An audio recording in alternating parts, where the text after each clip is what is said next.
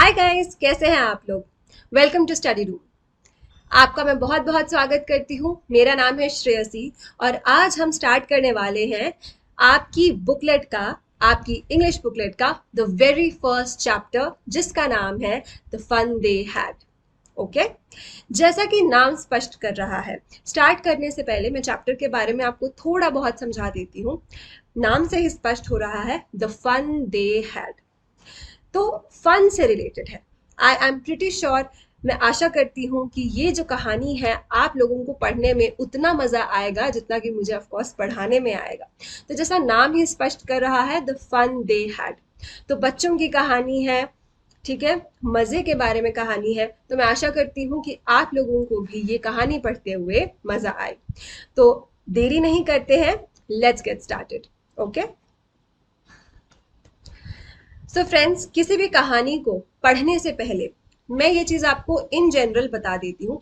जब भी आप कोई कहानी पढ़ते हैं, चाहे वो आप अंग्रेजी में पढ़ें चाहे आप हिंदी में पढ़ें, तो हमेशा ऑथर अर्थात लेखक के बारे में कुछ जान लेना बहुत आवश्यक होता है, जरूरी होता है, स्पेशली लिटरेचर की फील्ड में, साहित्य की फील्ड में। ओके, तो ये जो कहानी है, मैं बता देती हूँ दोस्तों आपको that this is a short story. Short story का मतलब होता है कि ये जो कहानी है एक लघु कथा है। क्या है? एक लघु कथा है, जो किसने लिखी है? सर आइजैक एसिमोव ने लिखी है। किसने लिखी है? सर आइजैक एसिमोव ने। ओके, अब आइजैक एसिमोव कौन थे दोस्तों? आइजैक एसिमोव एक अमेरिकी लेखक थे। So he was an American writer, he was an American writer and he was a biochemistry scientist and he was a professor of biochemistry at Boston University. वो Boston University में क्या पढ़ाते थे? Biochemistry. और वो किस चीज के लिए जाने जाते थे? विज्ञान के अपने कार्यों के लिए वो जाने जाते थे। एसिमोव एक विपुल लेखक थे और उन्होंने 500 से अधिक पुस्तकें लिखी थी या फिर संपादित की थी। उन्होंने, अनुमान किया जाता है कि लगभग 90,000 पत्र और पोस्टकार्ड भी लिखे। तो ये सोच लीजिए कि उन्होंने कितनी सारी कहानियां लिखी। एसिमोव ने कठिन कल्पित विज्ञान कथाएं लिखी। तो उन्होंने कौन कौन सी कहानियां लिखी हैं? Science fiction. ओके, उनका जो स्पेशलिटी थी वो क्या था? Science fiction. देखो वो क्या थे? साइंस की फील्ड से जुड़े हुए थे। साइंस मतलब विज्ञान की फील्ड से वो जुड़े हुए थे, है ना। तो उन्होंने क्या लिखा? साइंस फिक्शन लिखा। इसको हम इंग्लिश में बोलते हैं साइंस मतलब विज्ञान, और फिक्शन मतलब जो कहानी कोई लेखक अपने दिमाग से सोच के बुनता है। ठीक है, वो रियलिटी नहीं है, बट वो ऐसा प्रिडिक्ट करते हैं, मतलब उसको भविष्यवाणी करने की काइंड ऑफ एक कोशिश भी करते हैं। ओके, अब आगे बढ़ते हैं दोस्तों। तो जब भी हम दूसरी चीज के बारे में बात करते हैं किसी भी कहानी को पढ़ने से पहले, तो वो क्या होता है? Theme of the story. Theme का मतलब होता है विषय वस्तु। किसी भी कहानी में कोई एक विषय वस्तु होती है। क्या होती है फ्रेंड्स? एक विषय वस्तु, थीम्स। तो इस कहानी की भी एक विषय वस्तु है। विषय वस्तु क्या है? लघु कथा द फन दे हैड की मुख्य विषय शिक्षा है। तो आप और मैं, अभी हम लोग क्या कर रहे हैं? हम शिक्षा प्राप्त कर रहे हैं, हम एजुकेशन प्राप्त कर रहे हैं। So the fun they had is that of education. The theme is that of education. The story is set in future when books and school as we have now perhaps will not exist. कहानी भविष्य में set की गई है, तब किताबें और school जैसा कि अभी हमारे पास है शायद मौजूद नहीं होंगे। तो ये एक देखो एक फन पार्ट है इस कहानी का। मैं बोल रही थी ना कि आपको ये कहानी पढ़ने में मजा आएगा, क्योंकि ये कहानी देखो आज से कितने समय पहले लिखी गई है। जब मैं आपके जितनी थी तब मैंने खुद ये अपनी कक्षा में ये कहानी पढ़ी है। और मैं जब इस कहानी को पढ़ती थी तो मैंने ये सोचा था कि ऐसे कैसे हो सकता है कि कंप्यूटर्स हमें पढ़ाएंगे बाद में, ऐसा कैसे हो सकता है ना। लेकिन अब आज के समय में देख लो, आप और मैं किस माध्यम से पढ़ रहे हैं? कंप्यूटर्स के माध्यम से पढ़ रहे हैं। तो जो हमारे लेखक ने कहा था वो काइंड ऑफ सच हो चुका है, राइट। एक्चुअल में ये चीज आज की डेट में पॉसिबल हो चुकी है ना। तो इसका मतलब आज से 100 साल बाद तो क्या ये चीज पॉसिबल हो पाएगी? डेफिनेटली। मुझे तो ऐसा लगता है कि आज से 100 साल बाद क्या 10 साल बाद ही ऐसा हो जाएगा, है ना। जब किताबें और स्कूल जैसे अभी हमारे पास हैं शायद तब मौजूद नहीं होंगे।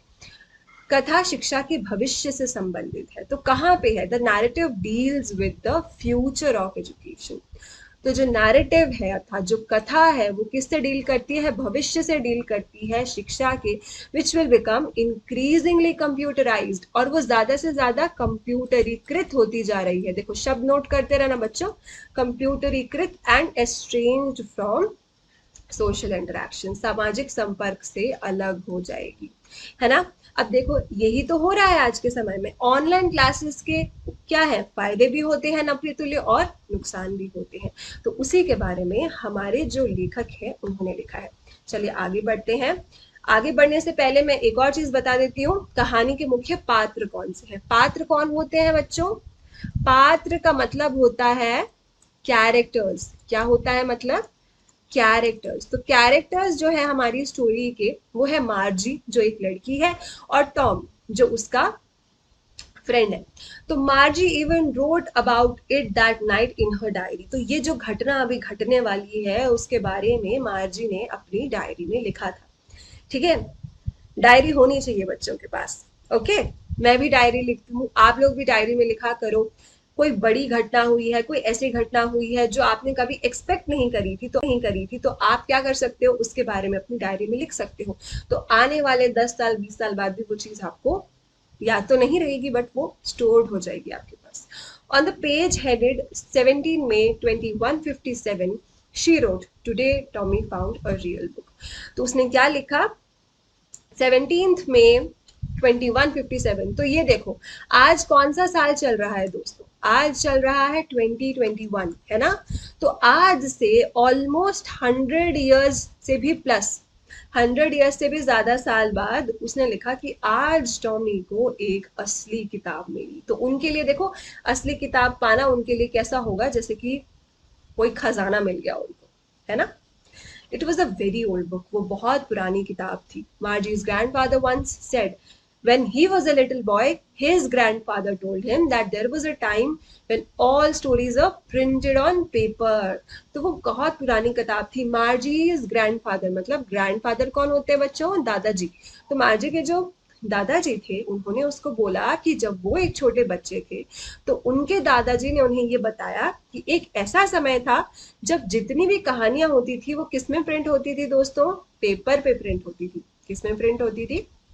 पेपर में, कागज पर छपती थी किताबें। तो अब आज से 100 साल बाद किताबों पे, जो किताबें होंगी वो पेपर पे, कागजों पे नहीं छपा करेंगी। किताबें जो है वो ऑनलाइन ही मिला करेंगी। ठीक है, हर एक चीज अब ऑनलाइन होती चली जाएगी, कंप्यूटराइज्ड होती चली जाएगी। ये अनुमान लगाया है हमारे लेखक ने। आगे बढ़ते हैं। They turned the pages, which were yellow and crinkly, and it was awfully funny to read words that stood still instead of moving the way they were supposed to. तो क्या हुआ फिर उसके बाद? उन्होंने पन्नों को पलट दिया। पेजेस जो थे, जो पन्ने थे, उन्होंने उसे पलटा। तो वो कैसे रंग के थे बेटा? येलो थे, पीले रंग के थे। और क्रिंकली का मतलब क्या होता है? झुरीदार। क्या थे? झुरीदार थे। और उन शब्दों को पढ़ना बहुत मजेदार था। क्यों? क्योंकि वो एक जगह पर स्थिर रहते थे। इसका मतलब क्या हुआ कि वो जो लोग कंप्यूटर पे जो चीज पढ़ते हैं वो स्थिर नहीं रहती है, वो हिलती रहती है, वो आगे पीछे जाती रहती है, दाएं बाएं जाती रहती है। इसका मतलब, तो उनको बड़ा अचंभित लगा जब उन्होंने खोल के देखा कि अरे ये तो अपनी जगह से हिल ही नहीं रहा है, जो उस तरह से गति में होने के बजाय खड़े रहते थे on a screen, you know. तो कौन सी जगह पे पढ़ते थे? स्क्रीन पे पढ़ते थे। जैसे मैं अभी कहाँ पे बैठी हूँ? कंप्यूटर स्क्रीन के सामने बैठी हूँ। तो क्या आप लोग मेरे सामने एक्चुअल में बैठे हो? अभी नहीं बैठे हो ना। तो मैं अपने दिमाग में सोच रही हूँ कि बच्चे बहुत सारे मेरे दिमाग में बैठे, मेरे सामने बैठे हुए हैं। ठीक है, तो वो वहां पर वो जो शब्द थे वो स्थिर थे। तो ये चीज उनको बहुत ज्यादा अचंभित कर देने वाली लगी। And when they turned the pages back to the page before, it had the same words on it. उसमें वही शब्द थे जो उस पर पहली बार पढ़ते समय उन्होंने देखे थे। तो ये कौन सी बहुत एक बड़ी बात थी उनके लिए। उनके लिए दिस वाज अनयूजुअल, बहुत बड़ी बात थी। ठीक है, अब आगे बढ़ते हैं। आगे क्या हुआ होगा? तो आगे ये होता है दोस्तों,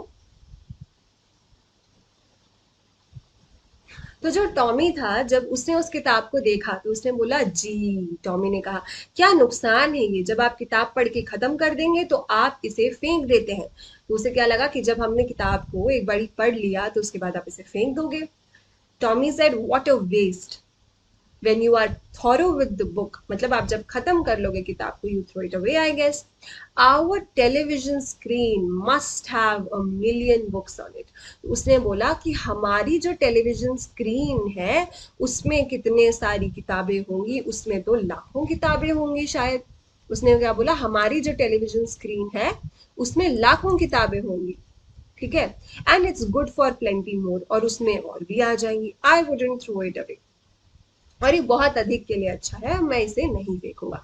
अब ये किसका मत है, टॉमी का मत है, ठीक है। अब आगे देखना कि क्या क्या होता है इसमें। सेम विद माइन सेड मार्जी, मेरे साथ भी ऐसा ही, मार्जी ने कहा। वो 11 साल की थी और उसने टॉमी के पास जितनी टेली बुक थी कभी नहीं देखी थी। वो 13 साल का था। तो अब ऑनलाइन क्या होता है, आपने ये चीज एक्सपीरियंस करी होगी कि जो चीज हमारे पास, हम जिस चीज को फिजिकली, मतलब जो चीज हमारे पास घर में स्टोर्ड होती है, जैसे किताबें हो गई, कोई अच्छी किताब हो गई, कोई अच्छी शॉर्ट स्टोरी की बुक हो गई, या कोई उपन्यास हो गया, तो उन्हें रखने के लिए, उनकी स्टोरेज के लिए आपको अलग से जगह चाहिए होती है। लेकिन जब आप सेम चीज को एक पीडीएफ के रूप में अपने लैपटॉप में या अपने कंप्यूटर में स्टोर कर लेते हो तो कितनी कम जगह चाहिए होती है उसके लिए। तो ये तो एक एडवांटेज है कि जो किताबें होती हैं उनको स्टोरेज के लिए ज़्यादा जगह चाहिए, आप एक किताब को एक ही बार पढ़ सकते हो। लेकिन अगर आप ऑनलाइन, अगर आप उस चीज़ को या आप कंप्यूटर में स्टोर कर देते हो तो आप छोटे से कंप्यूटर में बहुत बहुत बहुत सारी चीज़ों को इकट्ठे छोटा करके स्टोर कर सकते हो, ठीक है। तो जो मार्जी है वो 11 साल की थी and she hadn't seen any as many टेलीबुक्स as Tommy had.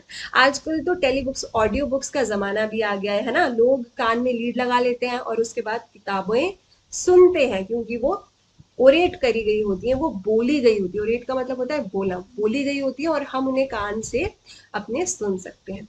And Tommy was 13, तो जाहिर सी बात है, तो बच्चों के पास जब कंप्यूटर्स होंगे तो जो 13 साल का बच्चा है उसके पास थोड़ी ज्यादा किताबें होंगी एज कम्पेयर टू वो बच्चे से जो कि 11 साल की होगी, है ना। चलिए आगे बढ़ते हैं, आगे बढ़ते हैं। तो मार्जी जो है अब टॉम से क्या है, प्रश्न पूछ रही है, सवाल कर रही है। तो आपको अगर कोई नई चीज मिलेगी तो जो पहला सवाल होगा वो आप किसी से अगर पूछोगे तो वो क्या पूछोगे कि ये आपको कहाँ से मिली चीज, राइट। तो वो कहती है where did you find it, ये तुम्हें कहाँ मिला। इन माई हाउस, तो टॉम कहता है मुझे ये अपने घर में मिला। टॉम को ये कहाँ मिला है, उसके घर में मिला है। He pointed without looking because he was busy reading in the attic, उसने बिना देखे इशारा किया क्योंकि वो पढ़ने में व्यस्त था।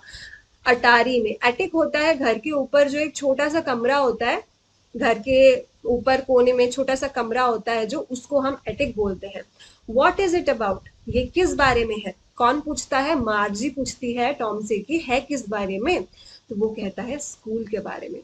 अब उन्हें पता चलेगा कि स्कूल क्या होता है, उन्होंने कभी शब्द ही नहीं सुना स्कूल, क्योंकि वो कभी गए ही नहीं है। अब मुझे लगता है कि बहुत सारे बच्चों को पसंद है ऑनलाइन क्लासेस जो आजकल के टाइम में स्टार्ट हो गई है ना, ड्यू टू कोविड हमें ये चीज पे आना पड़ा।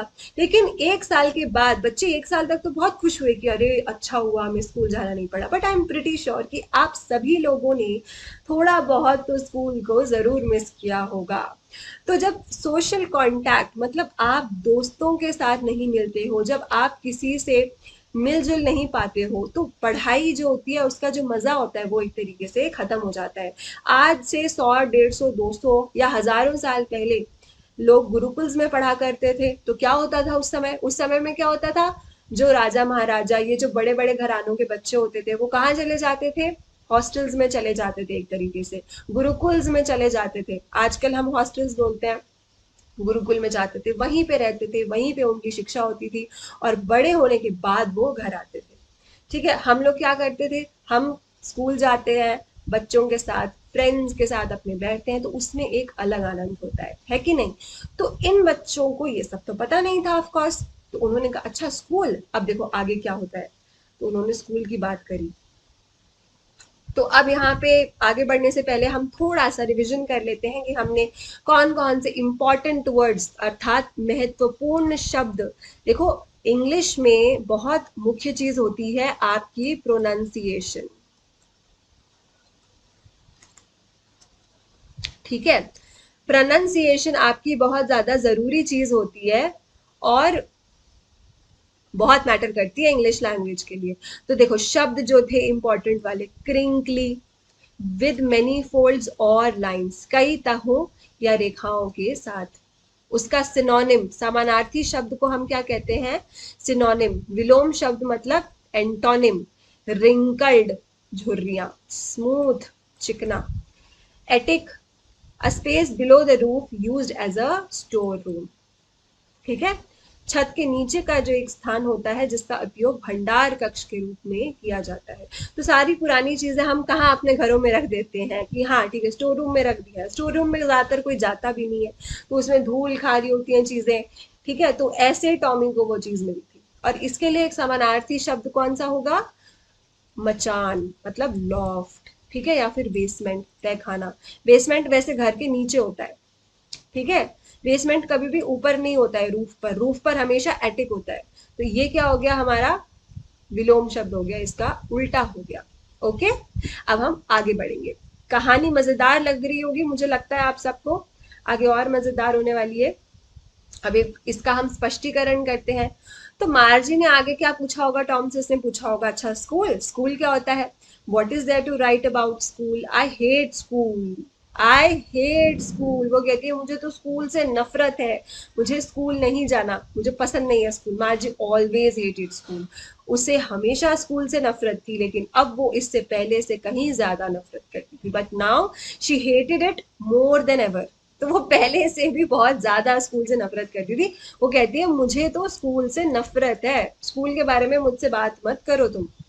अब ऐसा क्यों होता है, तो अब हम आगे जानते हैं कि इनके जो स्कूल्स होते हैं आज से 100 साल बाद जो तुम्हारे आने वाली हमारी जनरेशन के जो बच्चे होंगे वो कैसे स्कूल्स में पढ़ रहे होंगे। The mechanical teacher had been giving her test after test in geography, and she had been doing worse and worse until her mother had shaken her head sorrowfully and sent for the county inspector. अब यहाँ पे देखो important शब्द बता देती हूँ मैं पहले। मैकेनिकल टीचर, टीचर होता है एक तो अध्यापक, और मैकेनिकल टीचर क्या होता है, यांत्रिक शिक्षिका। मैकेनिकल मतलब वो एक्चुअल टीचर नहीं पढ़ा रहा उनको, ये कौन सा टीचर है, एक तरीके का रोबोट है। क्या है, एक तरीके का रोबोट है, यांत्रिक शिक्षिका। Had been giving her test after test. अब किसी भी बच्चे को टेस्ट पसंद नहीं है ना, मुझे पसंद था अपने जमाने में ना, आई एम श्योर आप लोगों को भी टेस्ट देना बिल्कुल भी पसंद नहीं होगा।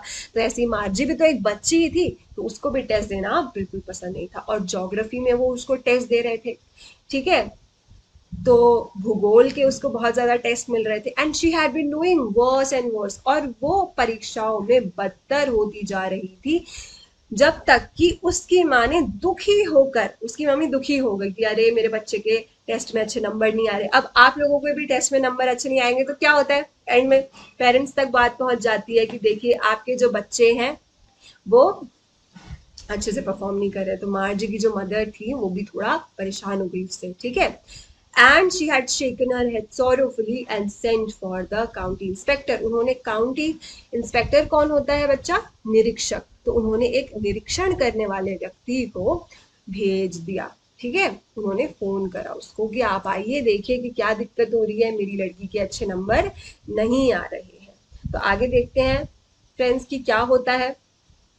तो वो कैसा टाइप का इंसान था, he was a round little man, गोल छोटा सा आदमी था, विद अ रेड फेस, और उसका लाल रंग का चेहरा था, and a whole box of tools with dials and wires. औजारों का एक पूरा बक्सा था उनके पास, ये देखो बॉक्स। तो इस टाइप के वो व्यक्ति थे।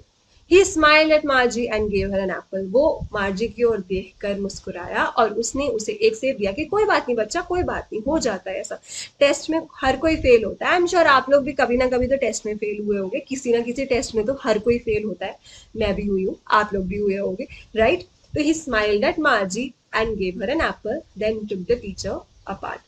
ठीक है, फिर शिक्षक को उसने अलग ले गया। तो वो जो मैकेनिकल होता है, कंप्यूटर जो होता है, उसको वो अलग निकाल के ले गया। तो बेसिकली वो एक तरीके का रिपेयर करने के लिए आया था उस कंप्यूटर को, ठीक है। जो यांत्रिक शिक्षिका थी उसको वो ठीक करने के लिए राउंड लिटिल मैन मतलब गोल छोटा आदमी आया था। समझ गए? ओके गाइज, आज के लिए इतना ही।